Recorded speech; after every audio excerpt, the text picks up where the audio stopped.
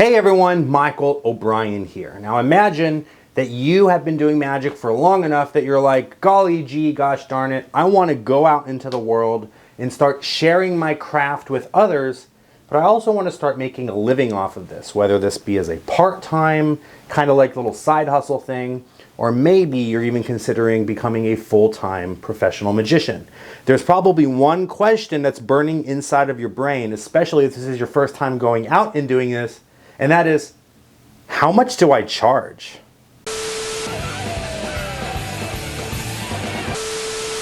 Hey everyone, welcome back to another episode of Advice for Magicians, where my job is to make you the best possible entertainer that you can be. Now in today's video, I wanted to discuss how do you figure out how much to charge. This could be daunting for anyone that is going out and starting their career as a professional magician. And I put out a video about this maybe like 7 or 8 years ago now, but I wanted to retouch on the subject because I think maybe my mind has changed about certain things since then, and I just wanted to update my thoughts on how to figure out how much to charge. And what I've come to the conclusion is that there is a lot of determining factors that go into this.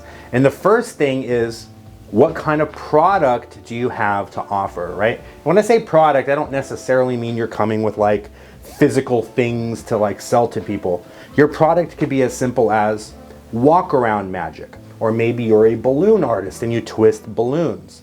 Maybe you do a stand-up mentalism show. It's a very pack small, play big kind of thing. You just come in with your suitcase with a bunch of mentalism props and you perform for a large audience on stage.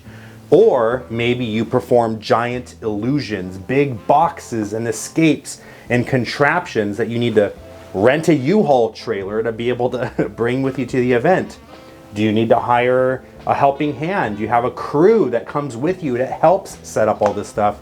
Or are you a one-man show where you just show up with the things in your pockets and you go to work? All of these things are things that you have to consider, right? So when it comes to what are you going to charge, the first thing that you need to consider is, what is my overhead? How much is this costing me? How much am I going to be paying for gas? Do I have liability insurance? How much does that cost? You have to factor all of these things in. Once you've figured out how much you have to lose, now you have somewhere to start, right? Now the next thing becomes, well, I already know it's going to cost me $50 to go do this gig, right? Because it's going to be like $30 in gas, maybe $10 or $15 in insurance. There you go. Couldn't think of the word for a second. Like $10 or $15 in insurance, right? I have to buy some props. I have to go out and buy a deck of cards. I have to buy this. I have to buy that. Let's say I'm like $50 or so in the hole. You now know that you have to charge at least $50 to break even, right? So now it comes time to figure out, well, how much do I charge to make a profit now? I could charge $51 and make a $1 profit, but is anyone trying to work for an hour plus an hour commute one way to make a buck, right? You're probably not going to want to do that. You're probably going to want to make more than that. So how do you figure out how much to charge, right? Well, the first thing you have to think to yourself is, what do I have to offer? And this kind of goes back to that same question, what kind of product are you offering, right? Are you offering walk around magic? Are you offering a large illusion show? Are you offering balloons? Are you offering handouts where you give things out to the audience for them to keep at the end? Are you a children's magician? Are you a wedding magician? All of these things kind of factor in. The more high-end the magic, the more high-end the venue, obviously the higher your rate is going to be. One thing that I often recommend for people to do is to look at listings of local magicians that are offering the exact same thing that you are offering, or something as close to it as possible, and see what it is that they're charging. Now, of course, I'm not saying look for the first person you see and be like, oh, well, they're charging $250, I should charge $250. Gather some intel, look around, shop around, see what different magicians in your area that are in the same sort of niche as you, that are offering sort of the same thing as you are, what are they charging? And that's usually probably the best place to start. Now, you might see a wide range of different prices, right? And that's where this can be very, very confusing. Hey everyone, so sorry for the interruption. I just wanted to take a quick minute to thank the newest members of the mob for joining. Thank you guys so much. It's because of you that I'm truly able to keep this channel going. You're gonna get early access to videos, you're gonna access tutorials, lectures, and even get one-on-one access with me where you can pick my brain about anything that you like. If you guys would like to join them and become a member of the mob, please click the join button, or you can click the membership tab right here on the channel for more information. If you guys would like to see some more awesome magic, please head over to my online magic shop at obrianmagic.com. And as always, if you enjoy these videos, please go ahead and click the subscribe button and ring the bell so that you'll be notified every time I upload a new video. Thank you so much for the interruption. And now back to the video. So you've just looked and you've noticed, well, this guy is doing a close-up walk around, and that's what I do, and he's charging $150 per hour. But then this other guy is charging $650 per hour for a close-up walk around. Why is the pricing so different? Why is this guy charging $150 and why is this guy charging $650? It all comes back to, what do you have to offer, right? And not just in terms of magic, but also in terms of what do you have to bring to the table as far as your guest is concerned, right? The person hiring you, your client. Let's just say they're booking you out for a wedding reception, right? Do they want someone showing up to their wedding reception that's dressed in a dirty suit? It's a mismatched suit. The jacket and the pants are not even from the same brand, and your shoes are very dirty, and you're not even wearing dress shoes, you're wearing like tennis shoes, like some New Balance, like white dad shoes kind of going on, right? Do they want that guy rocking up to their wedding, or do they want the polished, sleek, expensive suit, you know, dressed very smart? Do they want that person showing up to their wedding, right? So maybe this person is charging $150. Maybe what they're portraying is, hey, I'm a great magician if you just want to have someone come and entertain your guests in your backyard for an hour or two at like a barbecue or something. But this other magician, they are, you know, giving off the vibe that they're high end. They are the person that you want to book for your wedding reception. They are the person that you want to book for your company award ceremony or what have you, right? So how do you do this? You have something called social proof. What is social proof? Very simply, you just need to have something that proves to the world that you are worth what it is that you're charging. And it cannot be as simple as you telling people. You have to show it. So there's a few different ways that you can do this. High quality professional photo shoot, right? Whether it be like a headshot or a professional shoot where you're standing in front of a background, holding a deck of cards or doing something like this. Or live action shots, again, taken with a high quality professional camera. You're out in an event, you're dressed smart, you're performing magic, and you have a photographer following you around taking pictures. Now you might be telling yourself, oh, man, I don't have like 3 or 4 grand lying around to pay, a professional photographer to follow me around at my event. Well, that's the beauty of it. A lot of times an event like these sort of like weddings and company holiday parties, they already have a photographer walking around. Oftentimes I'll find myself in a situation where I'm performing and I notice a professional photographer with a camera taking pictures. Totally take advantage of that. Ask the photographer for their card afterwards and say, hey, can I ask you a huge favor? Because it's not going to be necessarily any more work on their end. They're already editing these pictures, right? You say, any of the pictures that I'm in, would you mind to just send me a few of them? Right? If I have to pay for it, I'll be more than happy to tip you, etc., etc. Offer them, you know, like $100 or something, and they'll toss you the pictures of you that they took while at this event, right? So now you have some really nice pictures to put on your website, which brings me to the next point. Have a website. Have somewhere for people to come and look you up, right? Simply giving them a business card that says obrianmagic.com, and they log on to my website and they see a really high quality photo of me performing magic with a detailed little blurb about what it is that I have to offer. Not just the types of different types of services, but also I can elevate your event to the next level. I can make your guests that are maybe wallflowers or shy or don't want to interact come together and you know, interact with one another. Like, what are you offering the guests aside from just magic, right?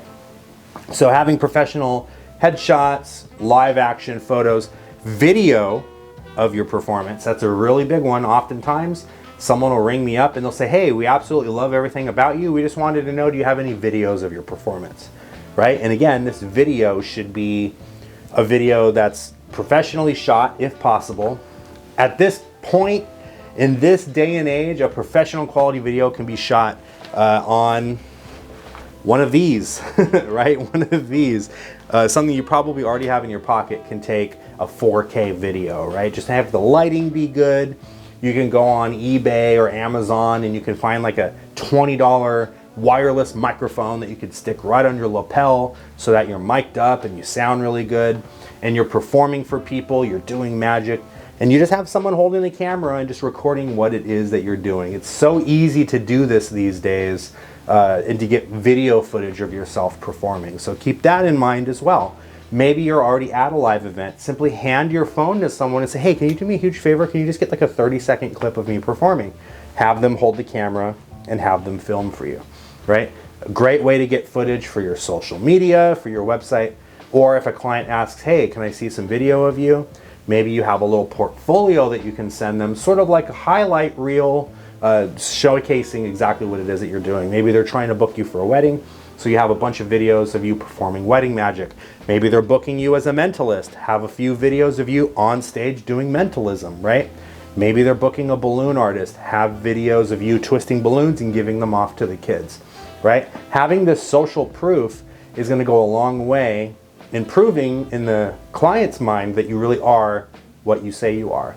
And the next easiest way to do this is to simply have reviews and testimonials, right?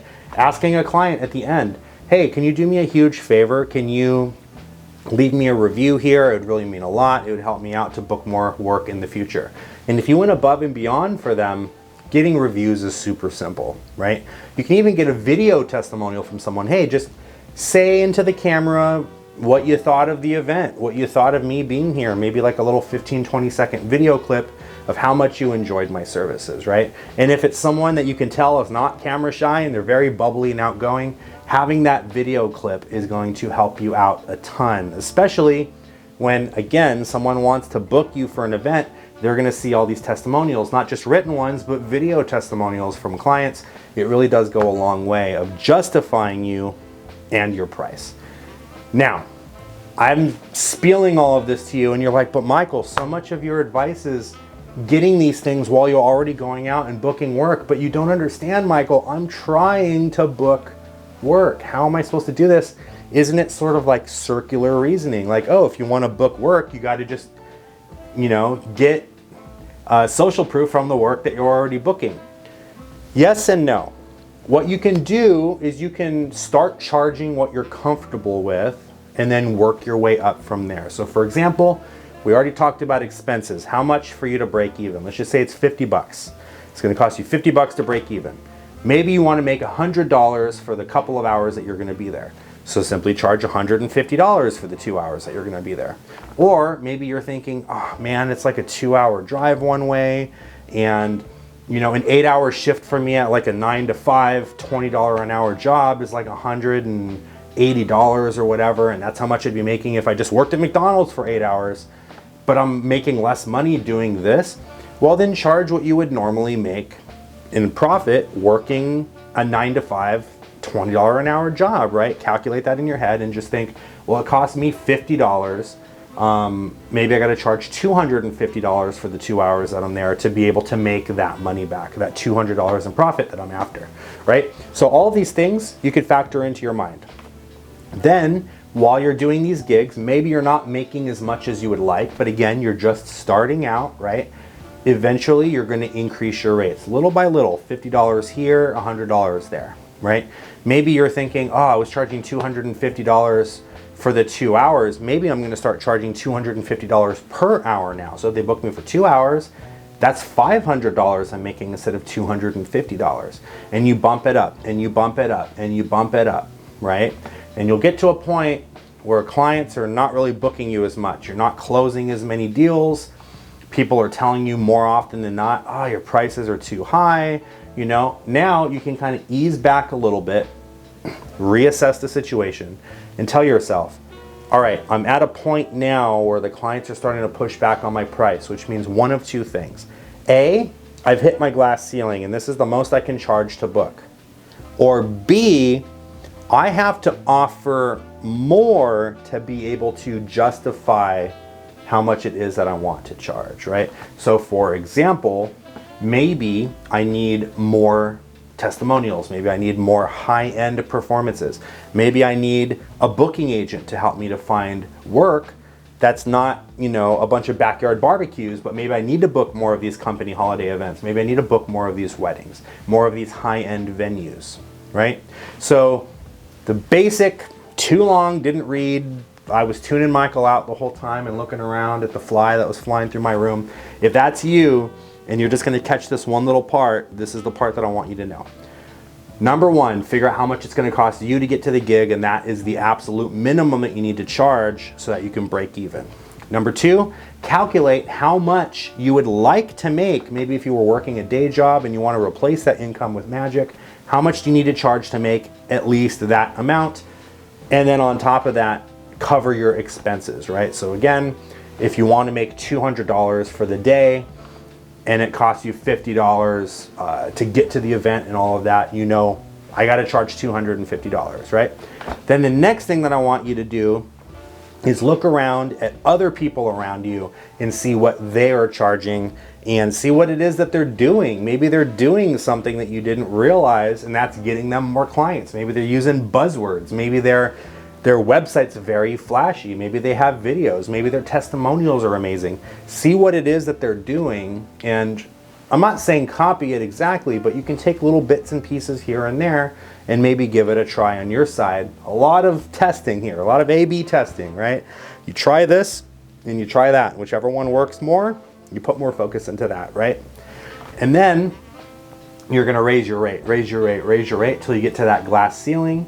You realize that you can't really raise your rate anymore. Come back down a little bit and then reevaluate. What can I do to punch through that glass ceiling and start charging even more? And the next thing you know, you're gonna be charging exactly what you want. You're gonna be making exactly what you want. You're gonna be doing maybe less gigs, but you're gonna be making more money. And then the last, probably most important thing that I want to, to tell you is, this is a process. This is gonna take a while. There's gonna be a lot of trial and error here. You're gonna be doing something, you're gonna think it's going great, and then all of a sudden, next thing you know, there's a worldwide pandemic and now no one is booking you for anything, right? Or next thing you know, people are just not interested in strolling magic anymore. Now big illusions is the in thing, and that's what everyone's booking, right? So you'll have to kind of flow and adjust and decide for yourself, what is it that I want to do to try to make this work? And this might take years before you find that niche and settle in and just be comfortable with where you are. So I hope that this video was helpful. If you've stuck all the way this long to the very end, thank you so much. You guys are absolute rock stars. I will see you in the next Advice for Magicians video. Take care.